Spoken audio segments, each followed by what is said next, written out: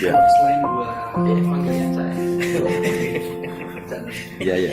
Soal tadi ada dua variabel mengenai yang pertama tentang kalau analogi soal bis kemudian supir. Nah kalau misalkan ada analogi lain, ada instrumen lain, yaitu adalah kepentingan modal, yaitu karena setiap masing-masing perwakilan yang dianggap sebagai parpol ataupun pemimpinan yang dikonsumsi oleh media arus utama itu ternyata ada yang tidak terlihat, yaitu adalah para pemegang modal yang Ya. menguasai bersatu itu. Ya, berarti urusan substansialnya adalah urusan penguasaan modal, penguasaan aset, penguasaan lahan. Ya, kan gitu. Urusan utamanya. Jadi berarti bukan negara. Perusahaan tadi. Ya, berarti bukan parpol. Tapi makelar.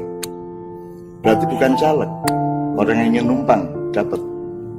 Berarti bukan bupati, bukan gubernur, bukan menteri, bukan presiden, tapi agen-agen dari kapitalisme global di wilayah yang sedang menguasai modal di Indonesia dalam kaitannya dengan global.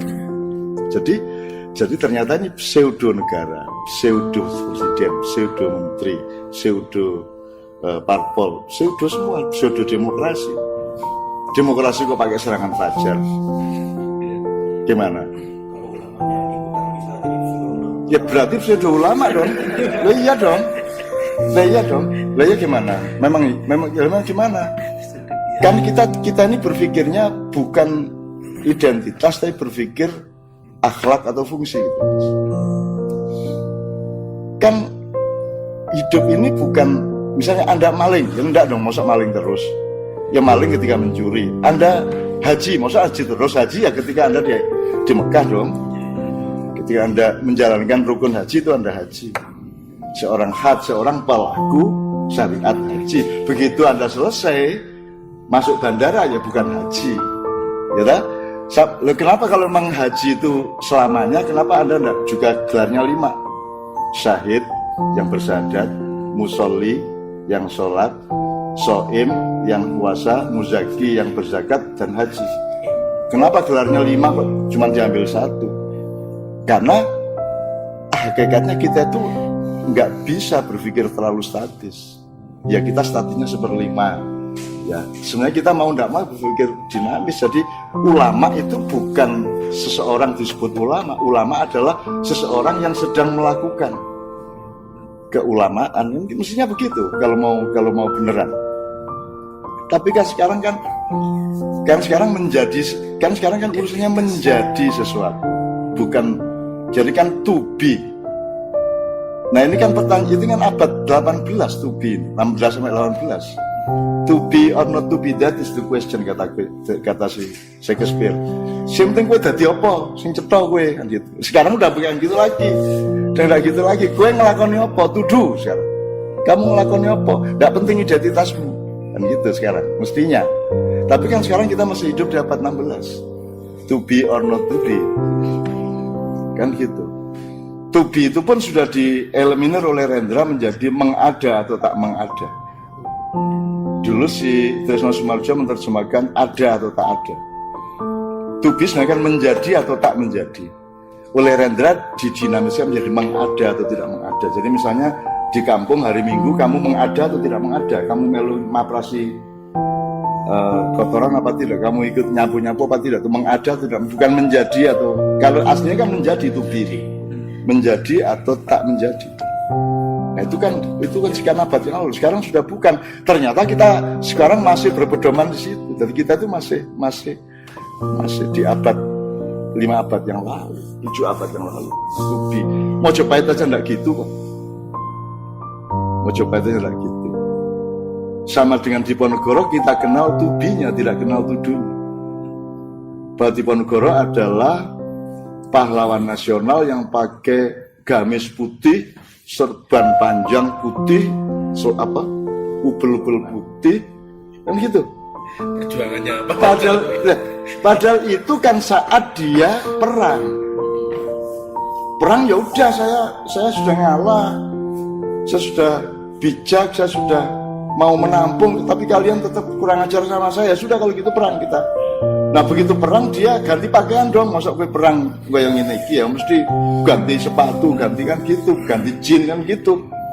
Nah Diponegoro yang kita kenal adalah Diponegoro yang tudu ya, bukan tubi, tapi kita anggap itu tubi. Bahwa Diponegoro itu berpakaian kayak gitu, padahal enggak. Baik menurut ya bendina ya surjan, blangkon, ikat, tiap hari ngelukis, nulis, bertani, gitu. Coba gimana? Diponegoro aja enggak kenal ketuhanan yang Maha Esa. Pangeran. Coba. Jadi ini semua juga bukan kesedihan, bukan keprihatinan. Kita ini objektif aja, menurut kita kayak gitu. Tapi tidak usah ada yang khawatir apa-apa, karena kita tetap mencintai Indonesia, apalagi rakyatnya. Tanah airnya kita cintai, rakyatnya kita sayangi, gitu. Kalau mencintai rakyat ya berarti mencintai presidennya. Siapapun yang jadi, setuju tidak setuju, tidak ada urusan. Sama dengan kamu toleran sama tetanggamu kawin sama anak dari Sanggrahan atau Pasar Kembang, ya tidak apa-apa lah. Ya maksud kamu persoalkan, ya tetap kita sayang dia sebatas yang kita mampu. Maksud semua kita persoalkan.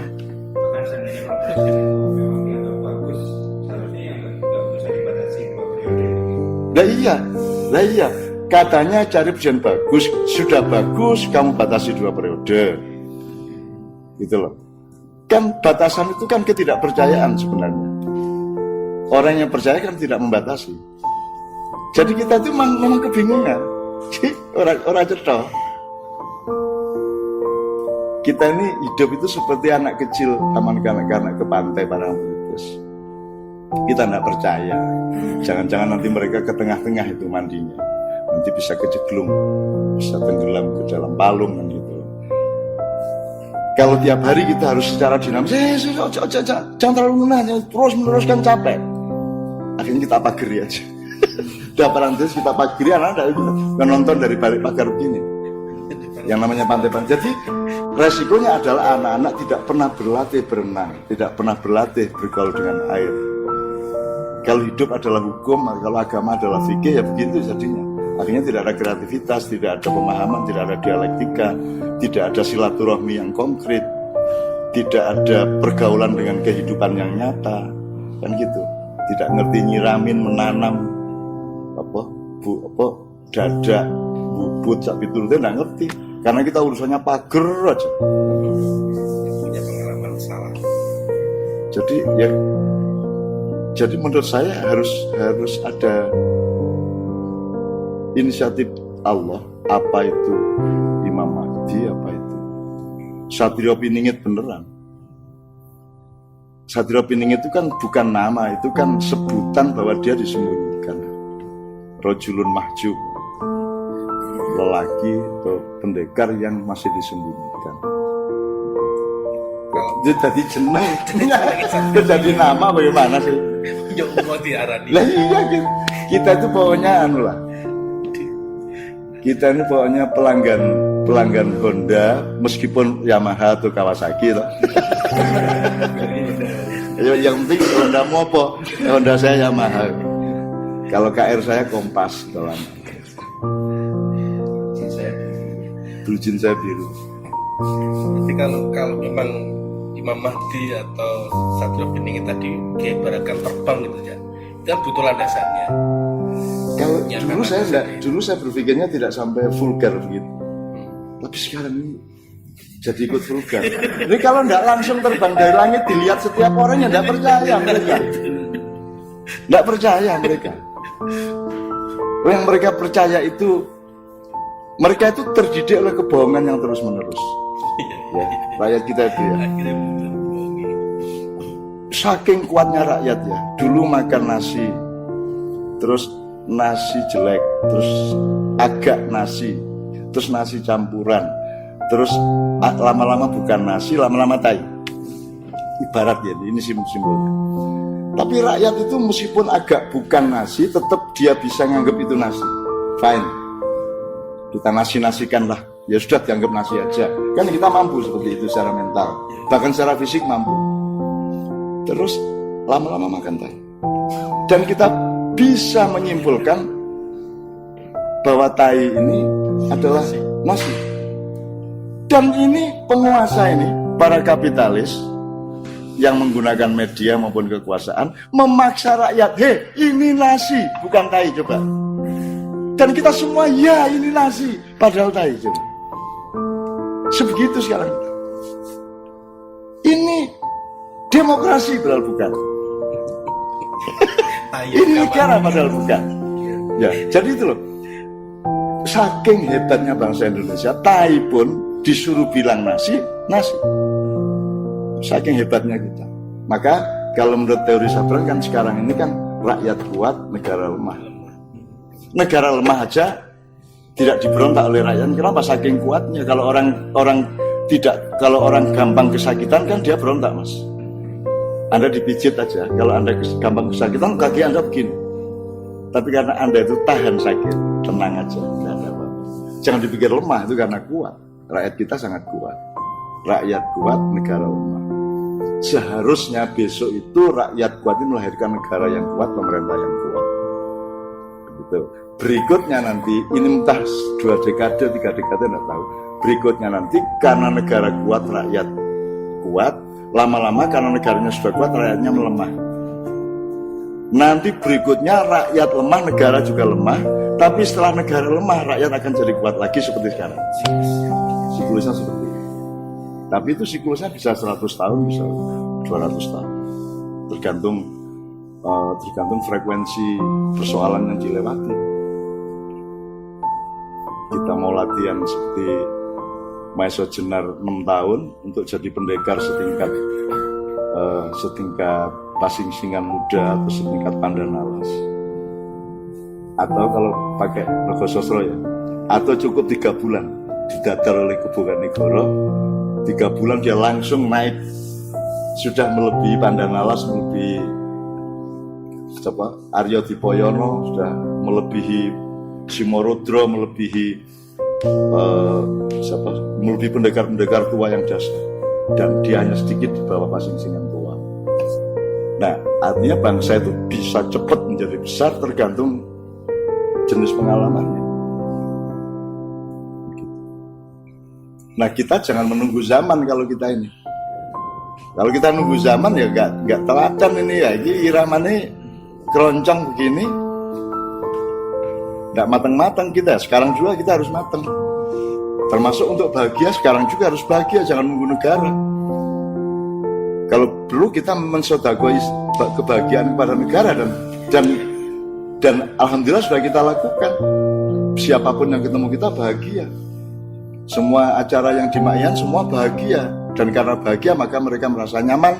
Karena mereka merasa nyaman, mereka saling mengamankan satu sama lain. Jadi tidak ada kriminalitas, tidak ada ketidakjujuran. Bahkan anak kecil, bayi-bayi juga sampai jam 3. Lumayan kita sumbang kebahagiaan. Itu sebenarnya untuk membeli kepada Allah, ya Allah, mbok sampean kasih keajaiban. Ini saya beli pakai Makyan ini loh. Udah saya mau disalami 700 orang, wis tak esemi itu kabeh, wis tak sebul kabeh banyune wis. Udah saya sabar sampai akhir dan saya tidak akan capek. Tidak akan capek, tidak ada capek, tidak ada berkurang. 1 cc energi tidak akan berkurang. Itu semua dalam rangka badhe tumbas ajubah. Saya mau mbok saya tumbas